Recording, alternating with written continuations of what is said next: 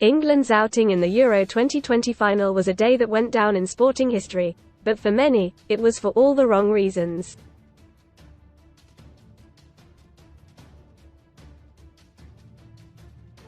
Instead of the nail-biting match, where England lost in a 3-2 penalty shootout to Italy, it was the anarchy and carnage that unfolded at Wembley Stadium that remains in the minds of many.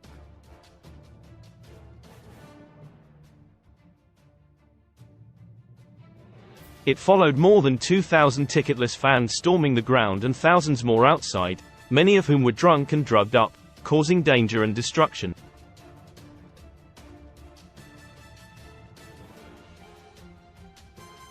Footage from the day, July 11th, showed people with injuries from fights and glass bottles being wantonly lobbed into the air, as well as broken traffic lights, lampposts and trees.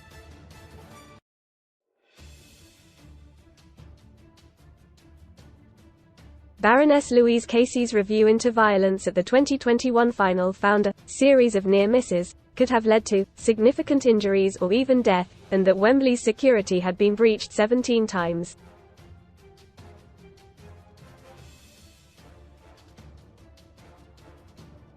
Now the Netflix documentary The Final, Attack on Wembley, which airs on May 8, reveals the carnage and chaos that unfolded on the day that was compared to a war zone.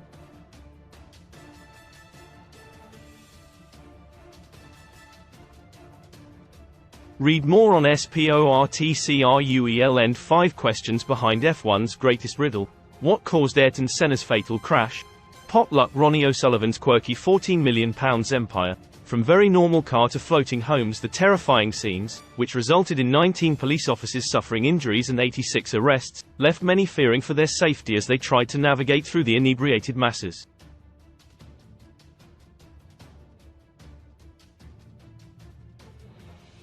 Among them was Gianluca Santoro, an Italian who lives in South London, who was forced to shield his daughter Maya, then 10, from projectiles lobbed at them by England fans.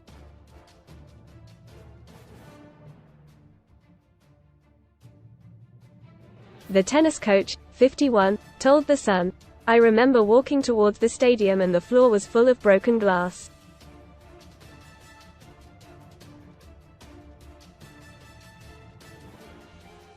It was like a bomb had gone off. I had to stop bottles and cans hitting us with my hands, which was painful, and some were open so the beer was spraying all over us."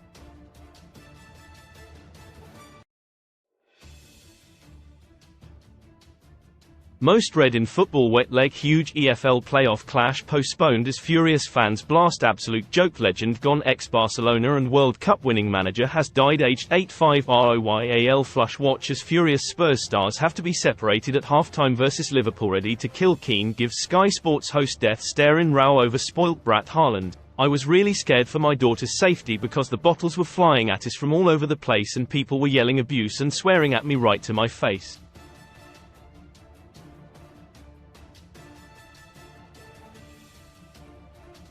We found a group of Italians and we all surrounded Maya to create a protective barrier.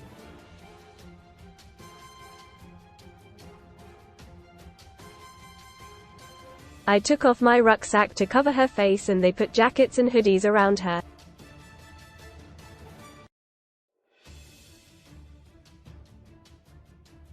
The Final, Attack on Wembley Netflix trailer. I felt silly, naive and guilty that I took her, but I imagined a different atmosphere. I thought people would be happy to be at Wembley and in the final.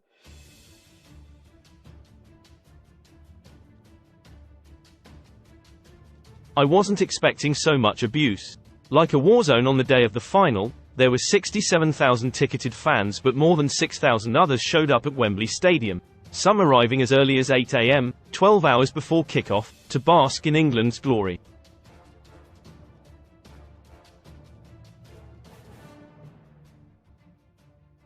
But soon, amid drunkenness and reported cocaine use, scenes of carnage and chaos unfolded, according to Chris White, Director of Operations at Brent Council.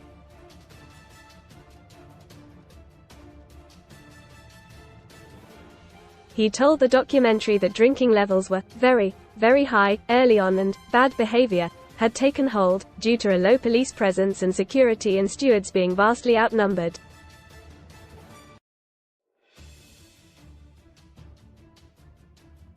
Metropolitan Police, who later apologized for the unacceptable scenes of disorder, had sent the majority of officers to central London, where previous antisocial behavior had taken place.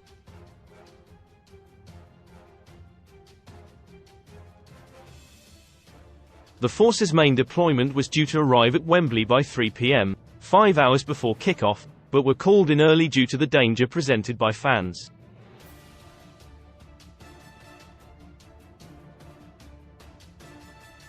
Social media footage from the day showed some fans climbing onto traffic lights, lampposts and a bus, others lit flares and several scuffles broke out.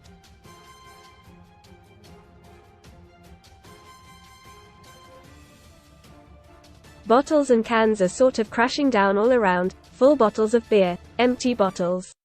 White recalled.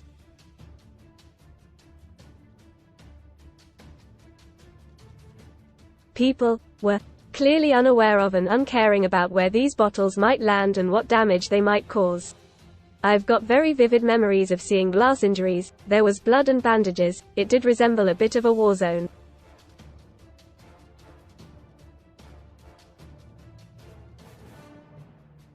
Carolyn Downs, chief executive at Brent Council, added, "It was a scene of devastation.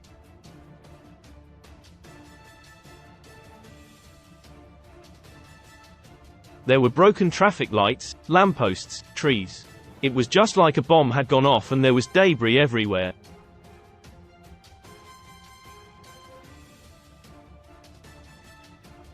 Onlookers described how security and stewards didn't really have a chance of clamping down on the dangerous behavior due to the sheer number of people around the stadium.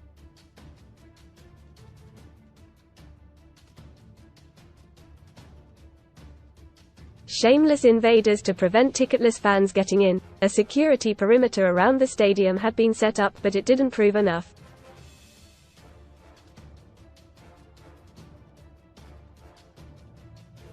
Chris Bryant, director of tournaments and events at the FA, says many of the thugs were putting their own and others' lives in danger during their attempts to break in.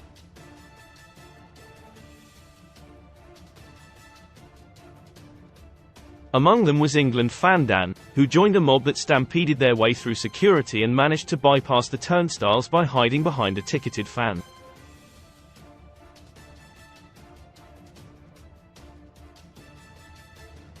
Despite the damage caused and the risk to life, the Manchester United fan, from Shropshire, told the documentary, "I'm not ashamed of what I've done.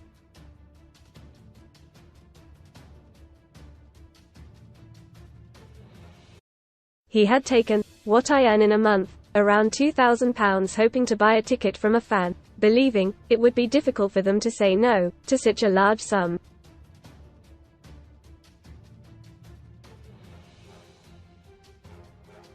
But when Dan's offer fell on deaf ears, and he realized he could end up not even having anywhere to watch it at all, he made a drastic decision.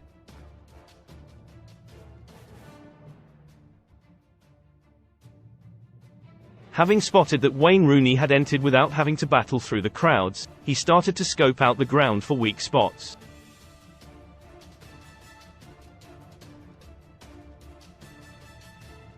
Dan noticed a large crowd gathered at the Spanish Steps, and after hearing them yell, "Are we ready? Are we ready?" joined the masses who forced their way through security guards and barriers.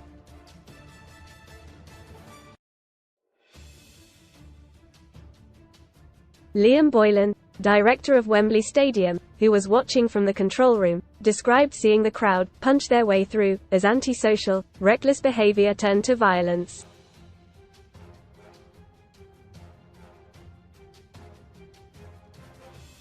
Recalling a steward was knocked down to the ground, he said, "It catches your breath when you're watching that."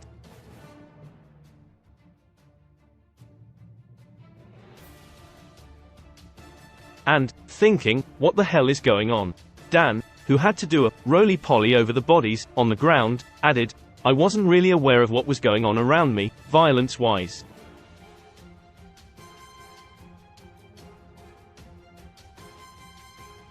I was so focused on my own little mission, that's all it was for me. It was just complete desperation to not miss this event."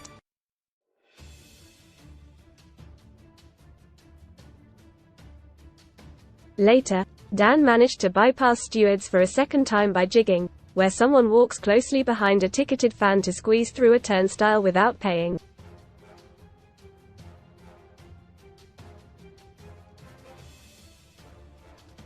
Euro 2020 final, a timeline of the chaotic events. 8 a.m. Fans begin to arrive at Wembley, 12 hours before kick-off.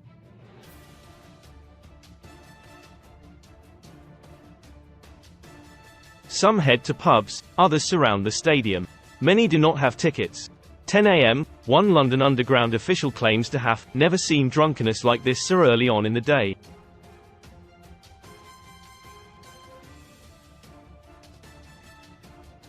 Stewards and security staff report high levels of drug use. 11:30 a.m. Met Police Service, MPS, Silver Commander requests officers are sent to the stadium earlier than the deployment time.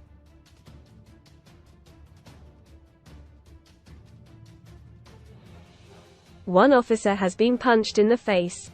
Crowds gather at the Olympic Steps, near Olympic Way. –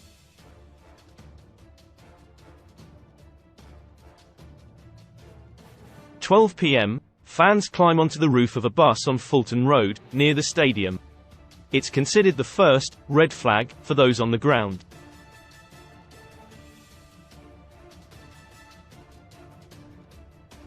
Officers, requested at 11:30 a.m., arrive and rescue the stranded bus. 1 p.m. Flares are set off, fans climb traffic lights, lampposts and trees, and bottles are getting chucked into the air.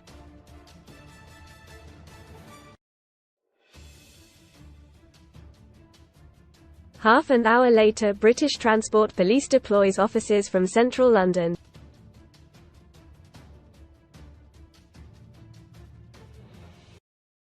2:30 p.m. 175 Met Police Service officers are deployed. Fireworks, smoke bombs and glass bottles are being thrown on Olympic Way. –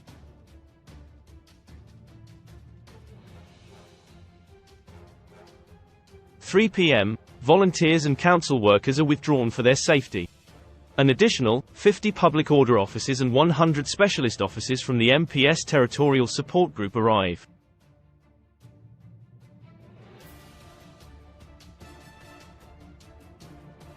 4 p.m. Police stop barriers being kicked down at Bobby Moore Bridge, near Olympic Way.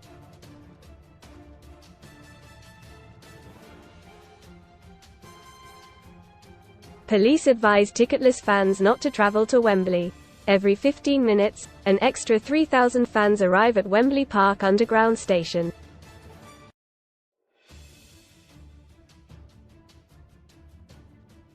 4:30 p.m.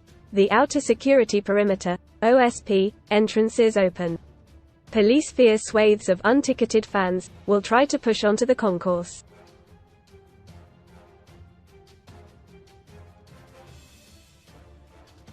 It's feared the OSP fence will not hold.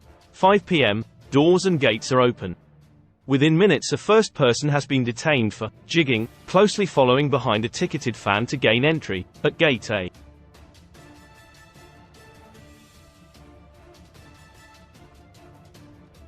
5:30 p.m. One group has breached the Spanish Steps. The safety officer has locked all turnstiles.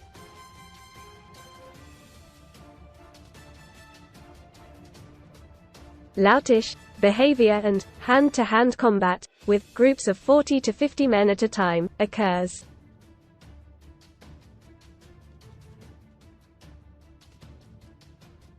MPS sends more reserves to Wembley, making a total of 553 officers. 5:45 p.m. Violence erupts outside a co-op on Olympic Way.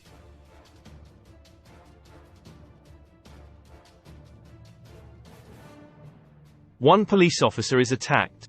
The crowd fails to smash the shop's windows. Soon, turnstiles are unlocked due to concerns over crowd density. –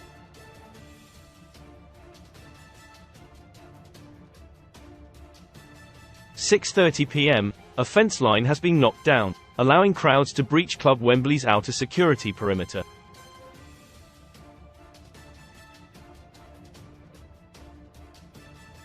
Police and stewards battle to stop a group entering through a disabled pass gate at Gate M.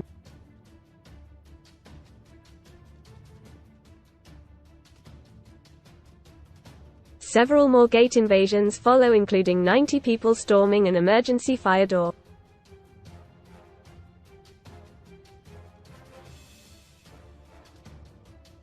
Police are deployed to all turnstiles. 7:30 p.m. Crowds attempt to breach more gates.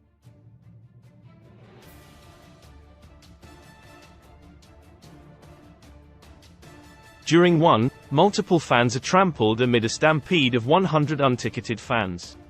Police are dispatched to the bottom of the Olympic steps when a fence collapses.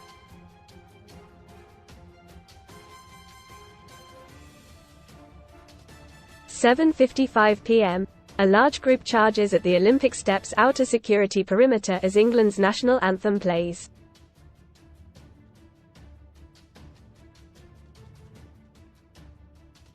Police wield batons and fast walk to force them back. By 8:02 p.m., when Luke Shaw scores for England, crowds charge an outer gate near the southwest ramp.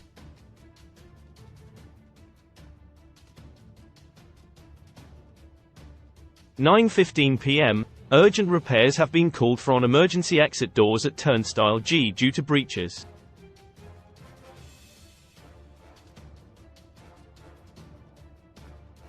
"10 p.m. Fans continue to look for points where they can break in as extra time begins.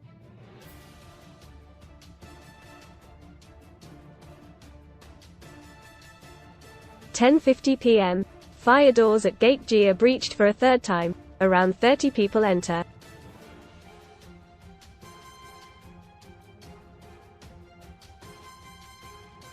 Two minutes later, exit doors are opened for fans to leave the stadium. By 10:54 p.m., Italy has beaten England on penalties.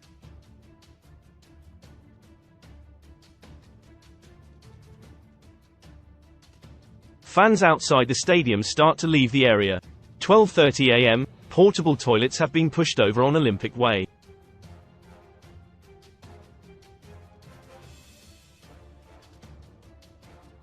Railway officials report having protected Italian fans. The beginning of a 5-day cleanup operation begins, as 31 tons of rubbish, 10 times the normal amount, is removed.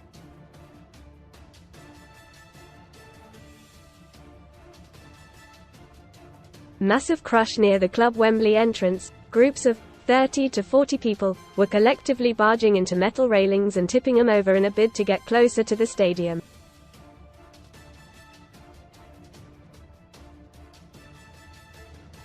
Former rugby union star Hugo Monnier, who observed the chaos, recalled, "There was an avalanche of people coming through.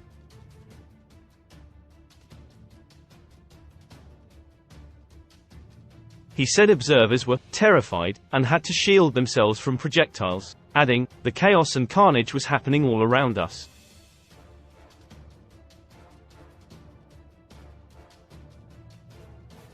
Meanwhile, Bryant and his colleagues reconstructed the metal barriers only for others to be knocked down further away.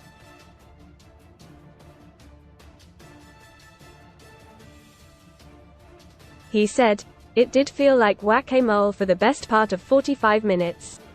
Amid the chaos, Boylan says the decision was made to lock down the turnstiles, preventing fans with tickets, as well as those without, from entering the ground.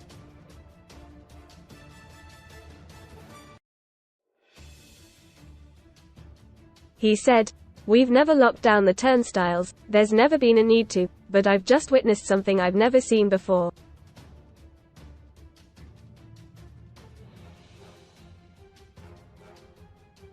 Security guard Taz says he knew something bad must have happened for them to take such drastic action, and while waiting for the turnstiles to reopen received a barrage of abuse.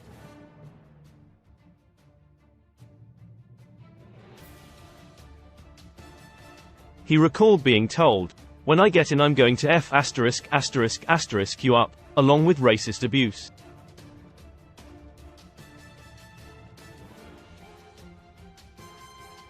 Soon after, the turnstiles were reopened for the safety of the majority, after concerns there could be a massive crush.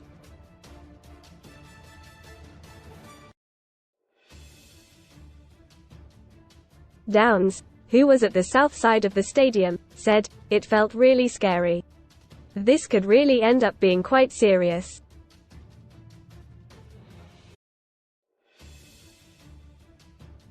I just kept thinking, please don't let anyone get hurt. After the turnstiles opened, more ticketless fans began forcing their way in.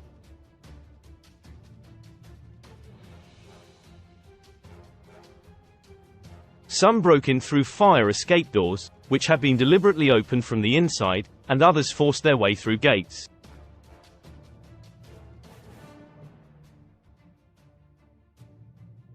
Security guard Taz said, "I've never seen anything of that sort in my life.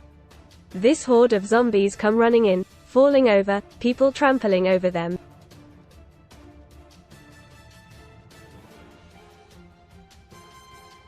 It was madness. If I had thrown myself in front of all those people, I probably would not be sitting here today."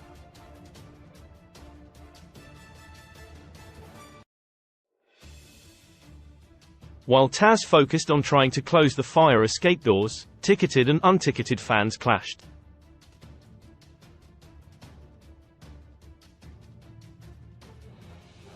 Boylan added, "There was a conflict between those people that have got in legitimately and those people that have got in illegally. There are scuffles, fights and all sorts of stuff breaking out."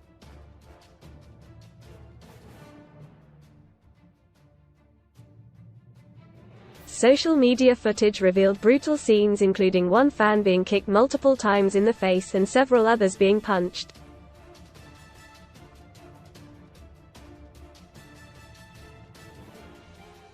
Seat Thief laughed. Having an extra 2,000 people illegally in the stadium meant many fans, some of whom had paid thousands to watch the game, struggled to get to their seats.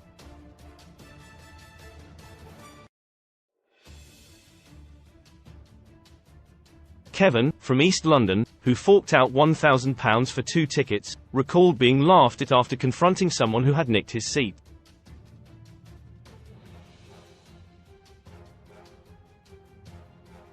He turned to his mate and goes, "Oi, these two paid for their tickets." And he started laughing, Kevin said.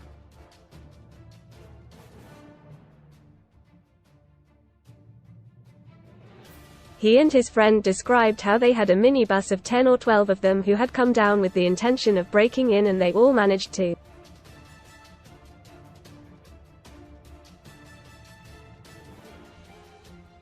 Shortly before kick-off, the turnstiles were locked down again and police dressed in riot gear lifted their batons and walked with purpose at revelers outside the stadium.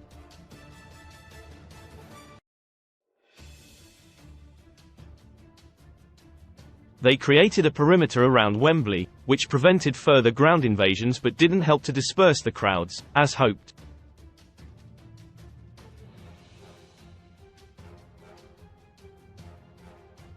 For Boylan, his focus was on the 67,000 fans inside the stadium, and he admits hoping that England would lose in order to keep fans safe.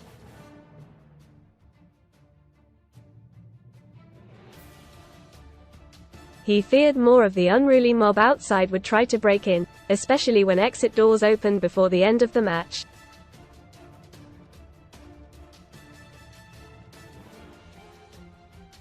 Recalling his fear, he said, "I've got this blue line with 6,000 people out there. If they see that doors are opening and then they hear the roar going up because England have won, are they coming inside? This lot are not England fans, this lot are not football fans, I don't know what they are."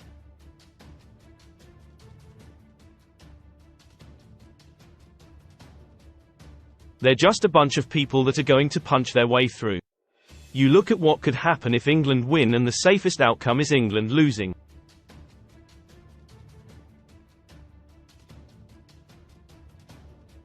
Boylan admits he was overwhelmed with relief after England lost 3-2 on penalties and those outside the stadium finally started to walk away from the ground.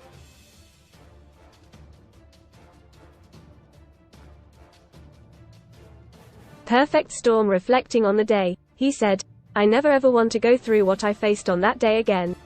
I'm not still fully over it because it hurt, it really, really hurt."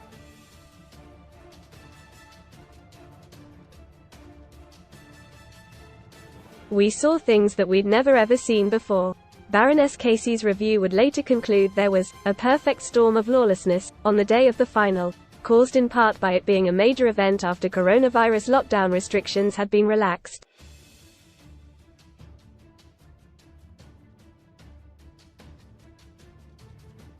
It praised the bravery of stewards and police officers as well as staff from Brent Council, the FA and Wembley in what was described as extraordinary aggression.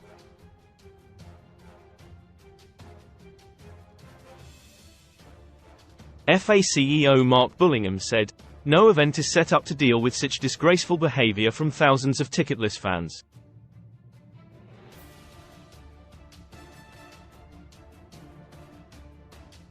Collectively, we must never allow this to happen again." Some of the ticketless fans were prosecuted.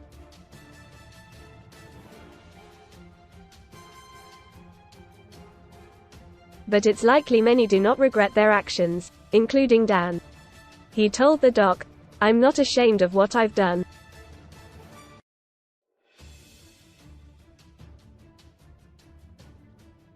In 2020, we were all locked away in our homes, couldn't go anywhere, could only go outside for a little bit of exercise, and the whole time we're doing that, the leaders of our country were partying.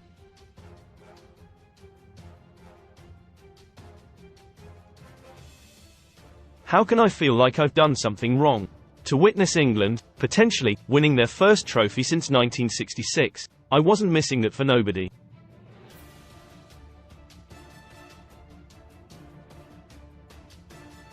As for Gianluca, while the finals were far from the day he envisaged with his daughter, he says it made her appreciate her Italian heritage more.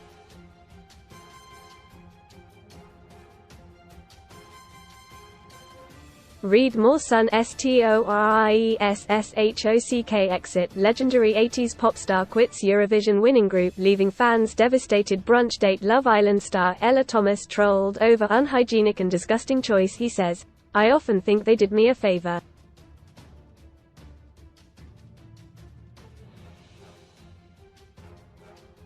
Maya, whenever she talks about something related to Italy, she says, "But Daddy, we Italians, us Italians."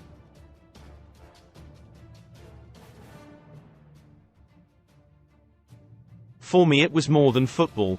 The final, Attack on Wembley, which was filmed by Rogan Productions, is available to watch on Netflix from May 8.